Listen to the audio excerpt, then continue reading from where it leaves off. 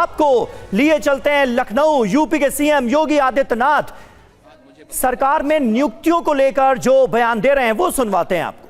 आज मुझे बताते हुए प्रसन्नता है, हमने जो 9,30,000 नौजवानों को, यूपी के नौजवानों को यूपी के अंदर नौकरी दी है। परिणाम क्या है?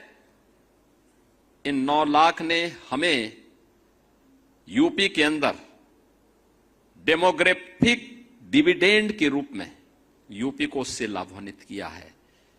यूपी की अर्थव्यवस्था को 3 गुना करने, यूपी की प्रति व्यक्ति आय को 3 गुना करने में इन नौजवानों ने योगदान दिया है। इनकी प्रतिभा का लाभ हमने उठाया है। पिछली सरकारें युवाओं के भविष्य के साथ खिलवाड़ करती थी, छात्र के जीवन के साथ खिलवाड़ करती थी, नौकरी बंदर बांट करके पैसे के बल पर देती थी।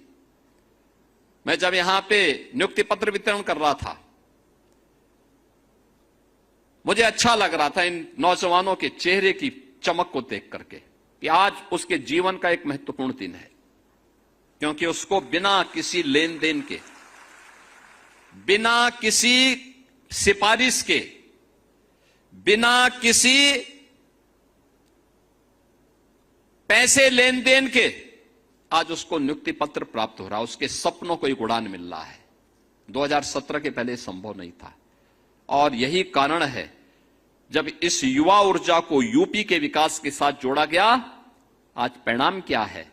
ये युवा यूपी को बीमारू राज्य से उभार करके भारत की टॉप 3 इकोनॉमी के रूप में उत्तर प्रदेश को स्थापित करने में सफल हुआ है। परिणाम यहां से आता है। कोई सरकार ये कहे कि हम युवाओं की उपेक्षा करके विकास कर लेंगे, परिणाम ला देंगे, ये दिवा स्वप्न है, कभी नहीं हो सकता।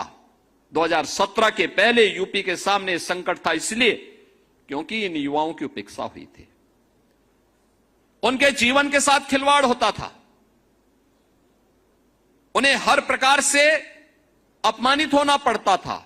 अपने प्रदेश में तो नौकरी नहीं मिलती थी, लेकिन यूपी की छवि इतनी खराब थी, कर्फ्यू, दंगा, उपद्रव, भ्रष्टाचार, ये यूपी की पहचान बन चुकी थी।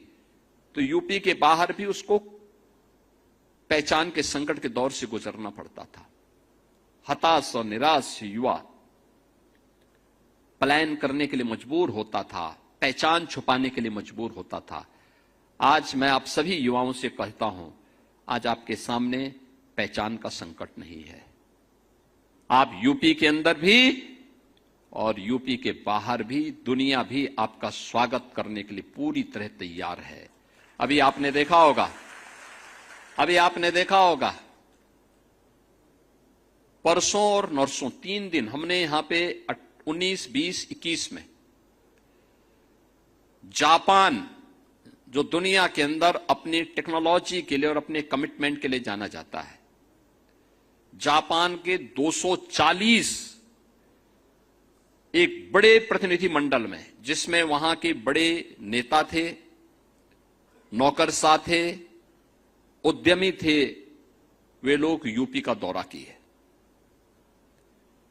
यूपी के साथ पहली बार इतना बड़ा दल भारत की यात्रा पे आया था, पहली बार आया। यानी जापान के साथ हमारे सैकड़ों वर्षों के सांस्कृतिक संबंध हैं।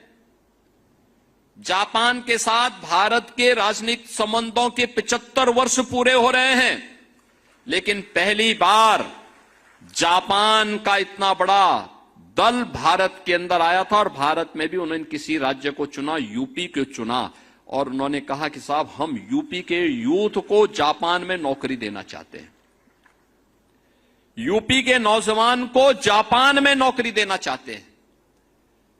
2017 के पहले तो कोई नहीं आता था, कोई नहीं आता था।